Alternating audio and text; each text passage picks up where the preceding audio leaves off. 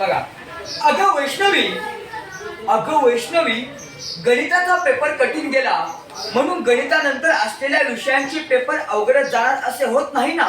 मग त्या गोष्टीचा विचार करत बसल्याने उरलेल्या पेपरवर त्याचा विपरीत परिणाम होतो. बघा, आता बाबा काय म्हणतात, वैष्णवी बाळा, तुला गणिताचा पेपर अवघड गेला की नाही? पण तू आता टेन्शन का घेते? जर तू टेन्शन घेतलं तर त्याचा परिणाम काय होणार आहे? इतर विषयांचे पेपर तुला काय होणार आहेत? अवघड जाणार आहे. बघा, समजा तुम्हाला एखादा विषय आवडत असतो, एखादा आवडत असतो. मला ते आवडतो का आवडतो? कोणाला आवडत नाही? आवडतो ना. बघा, मग कधी कधी काय होतं, एखादा विषय आपल्याला आवडतच नसतो. मग विषय आवडला नाही म्हणून टेन्शन घ्यायचं का? नका, मला शिकायचंच नाही, सोडून देते, अवघड जाते असं म्हणायचं का? नाही. तर आपण खचून जायचं नाही, इतर विषयाचा अभ्यास करायचा. मग बाबा वैशूला काय म्हणतात, बाळा वैशू, तुला गणिताचा पेपर अवघड गेला ना, अजिबात खचून जाऊ नको. आता दुसऱ्या विषयावर परिणाम होईल ना मग, असं दुसऱ्या उतार्यामध्ये म्हणतात. ओके, समजलं सर्वांना? ठीक आहे, पुढे बघा. आता अगं, एखाद्या विषयात गुण कमी पडले तर याचा अर्थ आपण आयुष्यात अपयशी झालो असे नाही. तुला सांगतो, गणिताशी तू मैत्री कर, मग बघ गंमत. या विषयाची तुला मुळीच भीती वाटणार नाही. गणितातील संकल्पना, संभोग, क्रिया तू नीट समजून घे. उदाहरणे सोडवण्याचा चांगला सराव कर. हा विषय लवकरच तुझा लाडका होईल, हे अगदी नक्की. बघ काय म्हणतात बाबा. आता सांगा दुसऱ्या उत्तरामध्ये काम. दुसऱ्या सांग, बघ खाली, बघ उत्तरामध्ये काय सांगितले. हा, काय? अगं वैष्णवी, गणिताचा पेपर कठीण गेला म्हणून गणितानंतर असलेल्या विषयांचा पेपर अवघडच जाणार असे होत नाही. मग त्या गोष्टींचा विचार करत बसल्याने उरलेल्या पेपरावरही त्याचा विपरीत परिणाम होतो. काय म्हणतात बाबा, गणिताचा पेपर अवघड गेला म्हणजे आयुष्य संपलं का? नाही. तू त्या विषयाचा सातत्याने विचार केला तर त्याचा परिणाम काय होणार आहे? इतर विषयावर काय होणार आहे? परिणाम होणार आहे.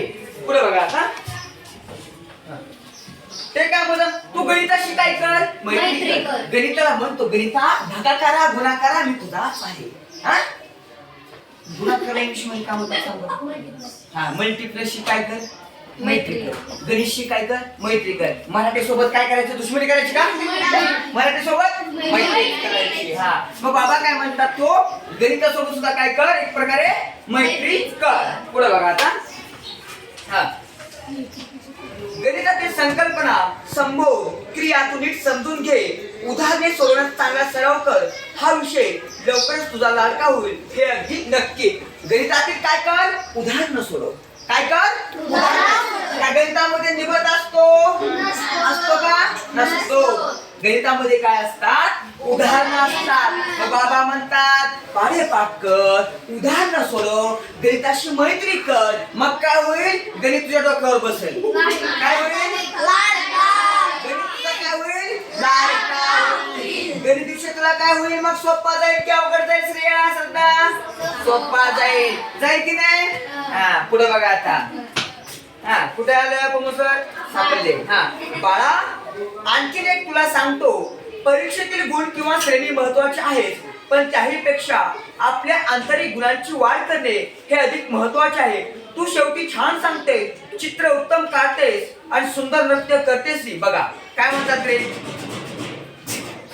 परीक्षेतला गुण महत्वाचा आहे तो, तुमच्या अभ्यासातला महत्वाचा आहे, पुस्तक सगळं महत्वाचं आहे हो, पण तुमच्या आतमध्ये लेकरांवर गुण असतात. गुण, कुणाला भाषण करता येतो, कुणाला चांगल्या प्रकारे डान्स करता येतो ना, कोण चांगल्या प्रकारे लावणी म्हणू शकतो, मला लागली गुणाची येऊ शकतो.